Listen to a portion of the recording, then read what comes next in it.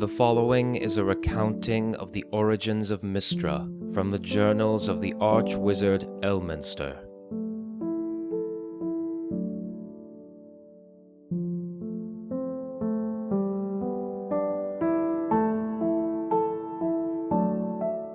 All who seek to cast a spell, be they mortal or god, know of me. When you grasp the weave, through hard-earned wizardry or practiced sorcery, you feel my hand guiding yours. By my power is the flow of the weave kept calm and healthy, and by my grace are mortals allowed to tap into this power. But only tap. Many think magic is a tool, a means to an end. They are wrong. Magic is alive. It is more alive than any other being could possibly be. I am magic. Magic is I. I am Mystra, the goddess of magic. But I was not always so. The weave flowed more vigorously back then.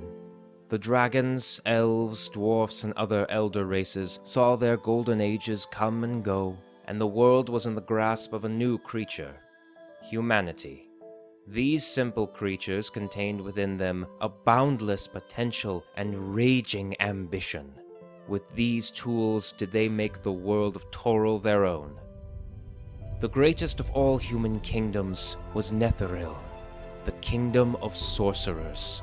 So named for magic flowed through it like ale in an alehouse. The meekest of its citizens could cast cantrips and leveled spells, and its grandest of arcanists were capable of feats that no magi today are capable of. Their leaders, the great arcanists, mastered the weave like never before. Wizards today can only scrape at the surface of magic. They dipped themselves fully into it. They could cast spells of 10th and 11th level with ease. In fact, it was the Netherese who catalogued spells in terms of power based on a numbered system. Our magic changed the very landscape, turned wastelands into fertile fields of grain, and sent entire castles into the sky on the roots of upturned mountains. I remember it well. In those times I was not a goddess, I was just a girl. I had no highborn blood and so lived on the ground, watching as the arcanists in their floating castle cities reached for the very heavens. I had an aptitude for magic, but no real teachers, but I could feel the potential inside of me. None of my mortal dreams would come true. As I said, humans are made of potential and ambition, and it wasn't long before we overreached. In those days, the goddess of magic and guardian of the weave was Mistral. She was venerated above all other deities by the citizens of Netheril, the one height that not even that grandest civilization could reach, no matter how high our castles flew. But for some, this was not good enough. One of our greatest arcanists, the youngest ever to achieve the title, Karsus, 1,000 curses upon his name, found the true limits of human ambition. He sought to be a god. With the only 12th level spell to have ever been cast, he wrestled control of the weave out of Mistral's divine hands. He shattered her essence, stole her divine domain, the very embodiment of her being, rendering her mortal and making himself a god. But Karsus had overestimated himself. Being a god of magic is no simple task, not meant for mortal minds.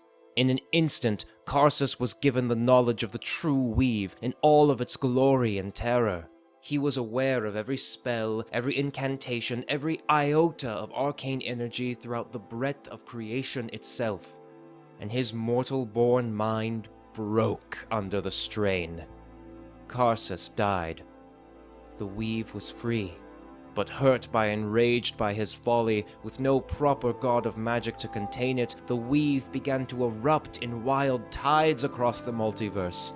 It undulated and fractured. Magic in all forms was out of control, threatening to consume everything. The great floating cities of Netheril were the first sign of this. They crashed into the earth like meteors, obliterating everything in their path. Mistral had to do something.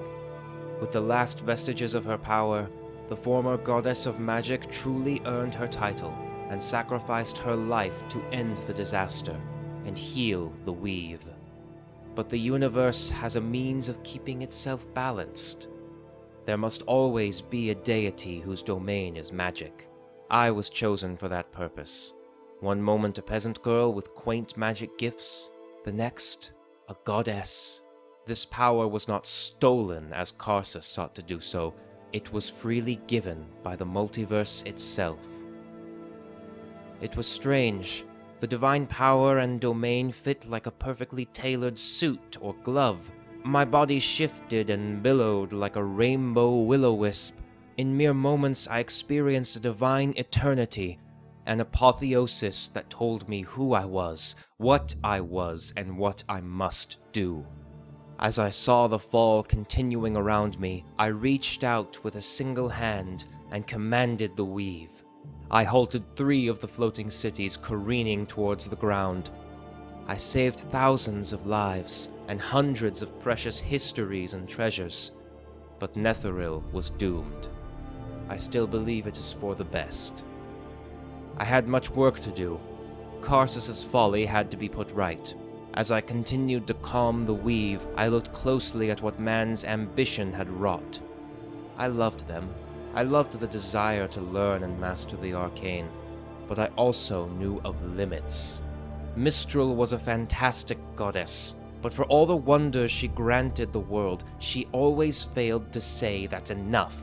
She never put a foot down, never said no. If this was the devastation it would cause, I would not be so lackadaisical. For their sake and the sake of the weave, I chose to limit the amount of arcane power that all magi may draw from. I weakened the minds of magical formulae, limited how many spells one mind can muster at any given moment. I put a limit on mortal bodies and the weave's connection with mortal life. Where once the majority could cast spells with abandon, now only those born with the greatest intellect and the deepest connections to magic may wield it. Even those who draw their power from druidic arts or the gods themselves must show greater devotion in their prayers and more fervor in their faith if they are to achieve their magic and earn their god's blessing of power. And above all, no spellcaster may weave an incantation greater than that of the 9th level. Such knowledge may be for only myself and my fellow gods, for mortal hands cannot be trusted. Centuries have passed. I've done my duties. Oh, what duties! A domain as strong as magic itself makes one powerful, feared, beloved, and hated in equal measure. At all times are jealous eyes and mouths constantly coming to me, pleading, placating, and threatening. The worst of the lot were the dead 3. These loathsome gods sought to steal the Tablet of Fates from Eo himself. We all paid the price for their folly that day. The Overdeity's judgment was swift. Until he could restructure the divine hierarchies, all gods would be cast out, forced to walk the earth in mortal form. The Great Fall, it was recorded. Perhaps he also feared the power the goddess of the weave possessed. That alone I could endure. But being captured by Bane was another matter. He thought I was still a goddess of magic, that some vestige of that domain remained within me. He meant to extract it, to further his goals for domination, to be the plaything of that loathsome tyrant. Good fortune saw mortal heroes free me from the iron fist of Bane. I stole my weakened essence into a mortal avatar, gathered what strength I could, and turned to the ethereal stairway. I mean to march into the heavens once again, demand an audience with Lord Eo, ask for my position as Keeper of the Weave back. It was my duty, my responsibility, my right. But I was stopped by Helm. Of course. If there was a god to be deemed a protector of the heavens while the Overdeity did his work, it was that thick-headed slab of metal, too honest and honorable to think for himself and see the bigger picture. I unleashed what power I had at him. I might have overcame him, in fact, till he raised his visor and I saw. I must apologize to anyone who may read this, be it my chosen or some strange adventurer, if I ever decide to toss this journal aside. I can no longer tell if the memories recounted here are that of Mystra, or Mistral, or the Pretender, Midnight. We are all part of one another, as the weave is singular yet part of everything there is, or was, or will be. But no matter how many times I die, how many forms or names I take, I will remain Mystra. I am Mystra. I am the Lady of Might and the Mistress of Magic. I am power incarnate. Wherever magic is worked, there am I, from the pole of Teril to its hottest jungles. Whatever the hand or claw or will that works the sorcery, behold me and fear me, yet behold me and love me, as all who deal with me in honesty do. This world is my domain. I am magic, mightiest among all those men worship. I am the one true spell at the heart of all spells. There is no other.